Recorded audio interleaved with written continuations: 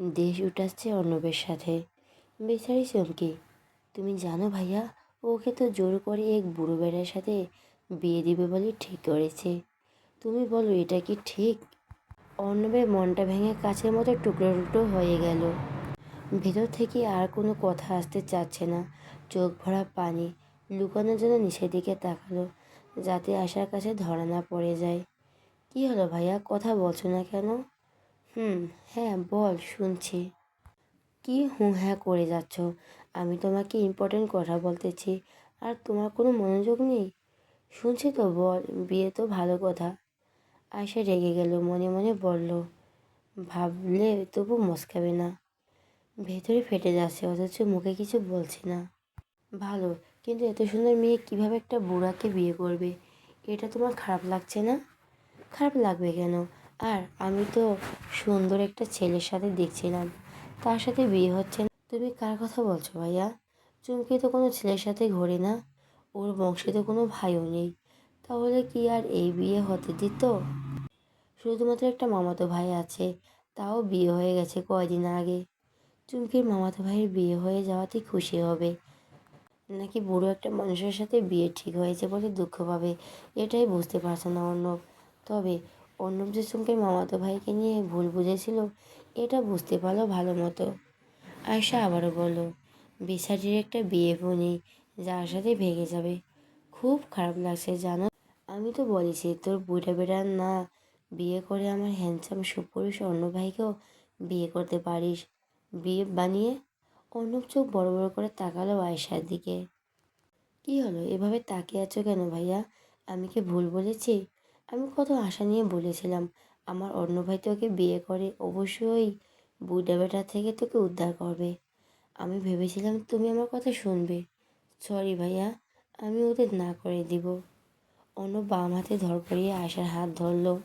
তুই এসব সত্যি বলছিস? তো আমি কি মিথ্যে বলবো বান্ধবীকে নিয়ে? না, এমনি জিজ্ঞেস করলাম। ভাইয়া তুমি যদি না চাও, তাহলে আমি অন্য কাউকে বলবো চুমকিকে যাতে বিয়ে করে নিয়ে ওর জীবনটা বাঁচায়। অন্য ভয় পেল আয়শাকে, কারণ এ যা মেয়ে সব করতে পারে। তাই নরম করে বলো, তুই যেহেতু বলছিস, তোর কথাই হবে, আমি বিয়ে করব। আশা খুশিতে লাফিয়ে লাফিয়ে উঠল, অন্যকে জড়িয়ে ধরলো।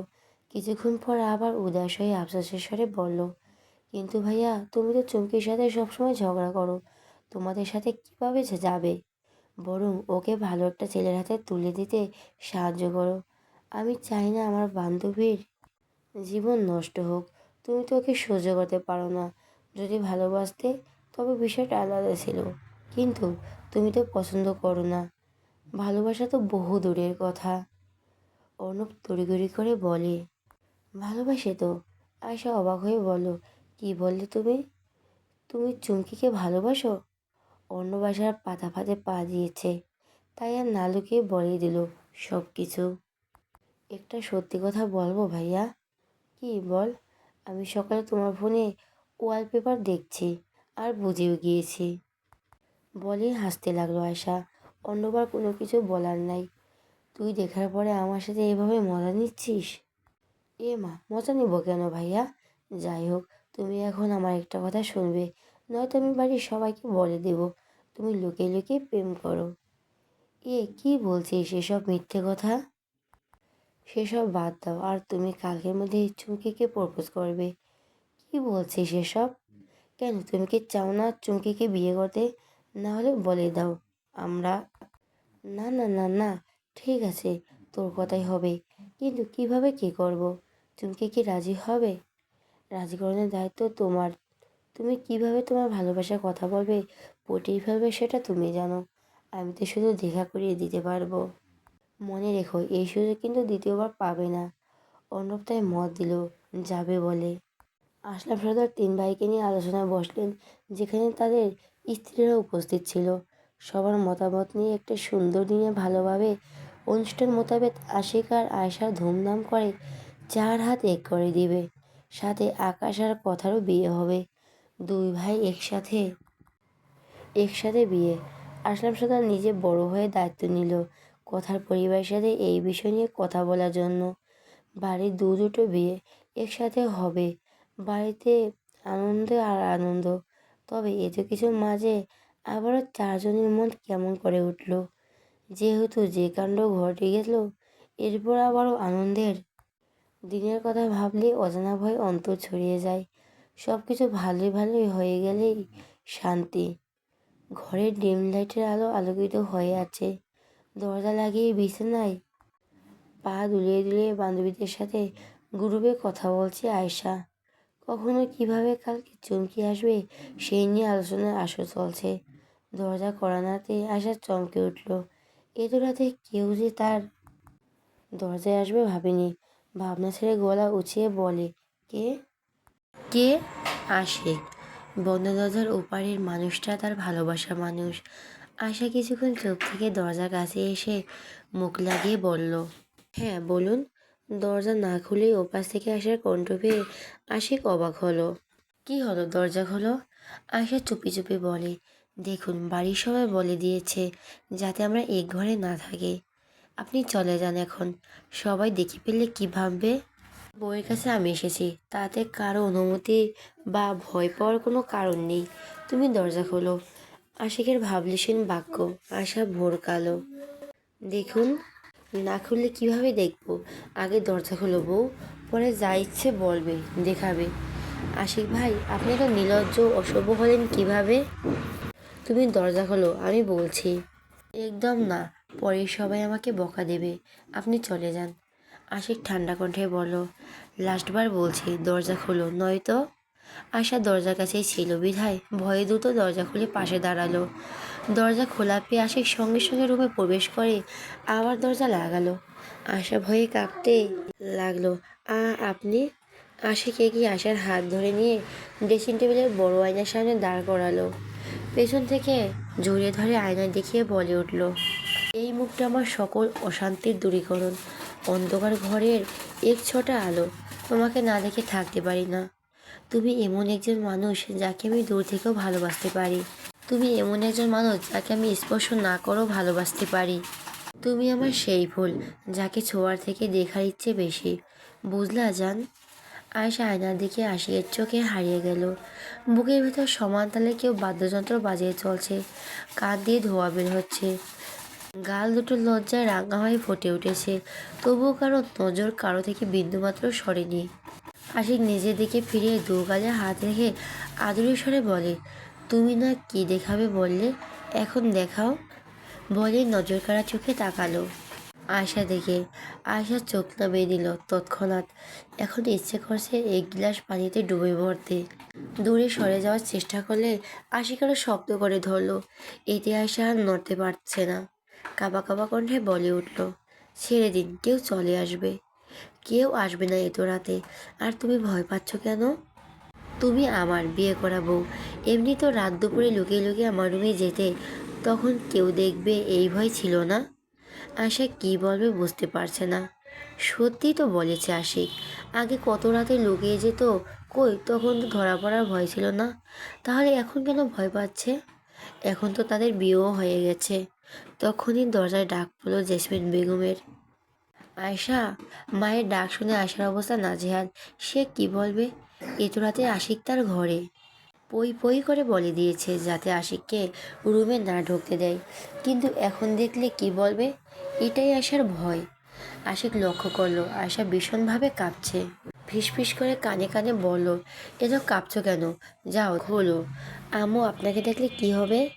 তোমাকে সেসব ভাবতে হবে না, যাও দরজা খোলো। আশার ঠাঁই দাঁড়িয়ে ভূমিকম্পের মতো কাঁপতে থাকলো। দরজায় ডাক পড়েই যাচ্ছে।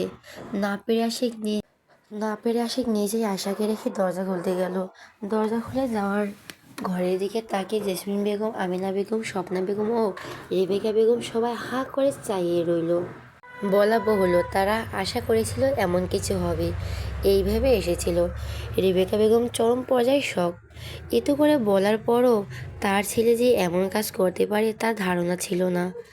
বলেছে এক সপ্তাহ পর আবার ওদের ধুমধাম করে বিয়ে দিবে।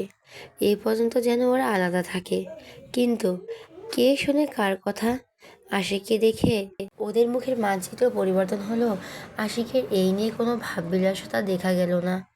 নীরবতা ভেঙে রেবেকা বেগম বলল, তুই আয়শার রুমে কী করছিস? তোকে না বারণ করেছিলাম? তারপরও তুই এই আয়শার ঘরে এসেছিস? জেসমিন বেগম বড় যাকে উদ্দেশ্য করে বলল, আপা আপনি শুধু আশিককে কেন বলছেন? অপরাধ দুজনেই করেছে। আশিক যদি এসেও থাকে, আয়শার দরজা খুলে দিল কেন? আশিক বুকের মাথা ঘুরিয়ে আয়শার দিকে তাকালো। আয়শা নির্বিকার দাঁড়িয়ে আছে, জড়সড় হয়ে চোখ সামনে রেখে বলে, ছোট আম্মু, ও দরজা খুলতে চায়নি।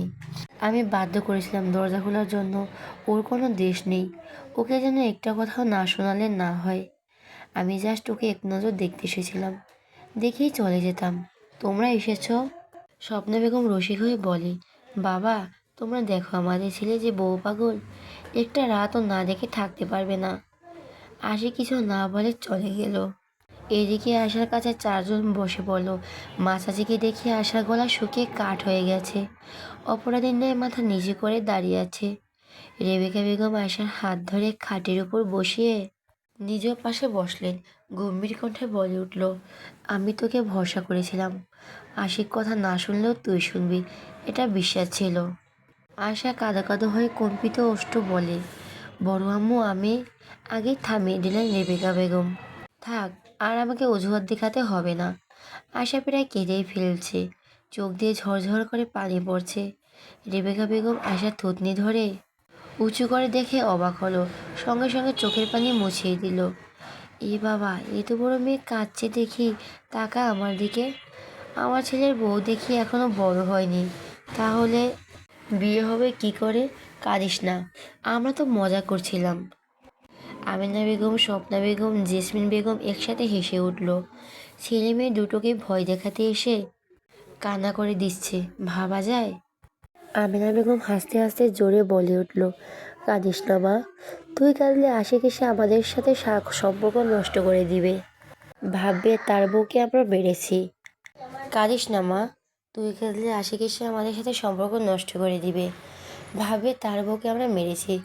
ছোট থেকে ওর যা আচরণ, আমাদের দিকে আর তাকাবেও না। আয়শা রেবেকা বেগমের বুক থেকে উঠে দেখে সবাই হাসছে, বুঝলে ওরা এমনি ভয় দেখাচ্ছিল। রেবেকা বেগম তিনিও তো চান তারা ছেলে সুখে সংসার করুক ভালোবাসার মানুষকে নিয়ে। তবে আসলাম সর্দারের কড়া নিয়ম, এই নিয়ে এই সপ্তাহে যেন আশিক আশার আশপাশেও না ভিড়তে পারে। এর কারণ তিনি নিজেই জানেন।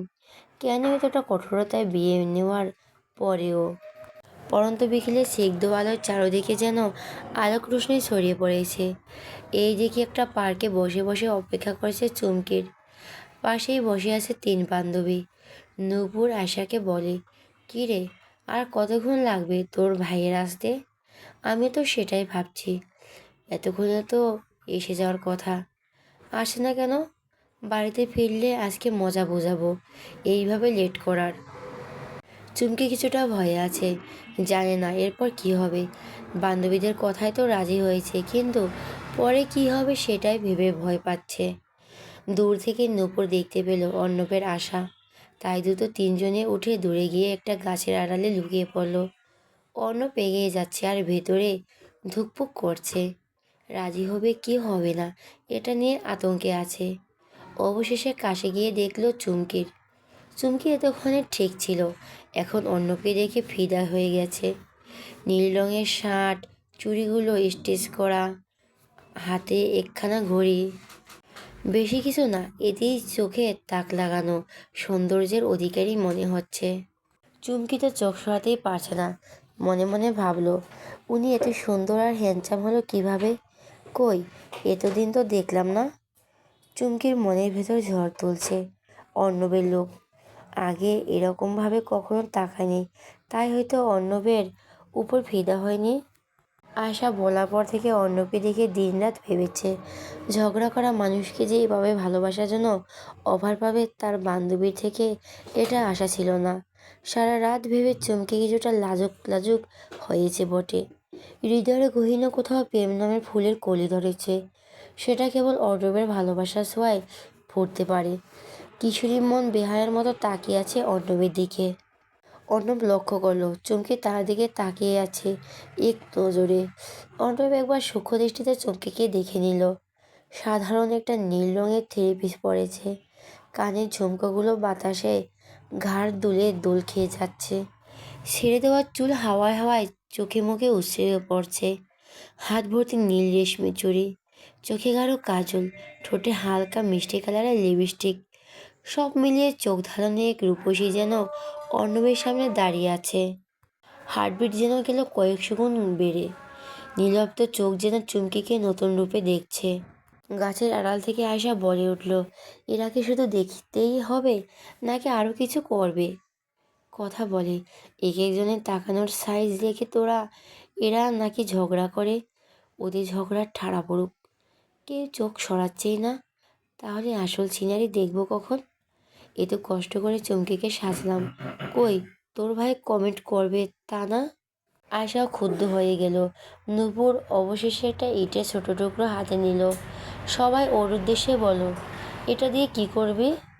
চুমকি শয়তানি হাসি দিয়ে বলল, আগে আগে দেখো হতি হ্যাঁ ক্যা। বলি জোর ছুঁড়ে মারল হাতের টুকরো ইট। অমনি সেটা গিয়ে পড়লো পাশে বসে এক ছেলের উপর। পাশের এক কতপি বসে প্রেম করছে, আর নুপুরের সেই ছুঁড়ে দেওয়ার টুকরো গিয়ে একেবারে ছেলেটার মুখে ঢুকে পড়েছে। প্রেমিকাদের নিয়ে বসে বসে বাদাম খাচ্ছে। প্রেমিকাও যত্ন করে বাদাম মুখের ভিতর ঢুকে দিবে বলে যেমনি হাঁ করেছে, উড়োজাহাজের মতো অমনি মিষ্টিক হয়ে বাতাসের গতিবেগ ঘুরে সোজা মুখের ভিতরে ঢুকে পড়েছে টুকরো ইট। যেমনি বাদাম করে চাবাতে গেলেও কট করে শব্দ করে মুখে একেবারে ইটের ঝরাতে পরিপূর্ণ হলো। সঙ্গে সঙ্গে চেঁচিয়ে উঠল, আর বাঙালি ভাষায় কয়েকটা গালি দিল বাদাম কাকুকে। এদের চেঁচামেচিতে অর্ণব চুমকি হুঁশ ফিরল। দুজনেই হকচকে গেল। তবে তিন বান্ধবী হাসতে হাসতে শেষ বেডার মুখে বাঙালি গালি শুনে।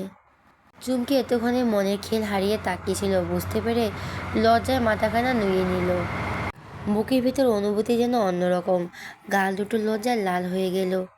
এই দিকে অর্ণব নিজেকে স্বাভাবিক হয়ে বলল, কেমন আছো? চুমকি কেবল ধীর বাক্যে বলল, জি আলহামদুলিল্লাহ, আপনি? আমি এতদিনে ভালো না থাকলেও এখন ভালো আছি। চুমকির বোঝার চেষ্টা করলো কি মিন করাতে চাইছে অর্ণব। এ তো লজ্জা পাচ্ছ কেন? খুব তো ঝগড়া করতে পায়ে পা লাগিয়ে।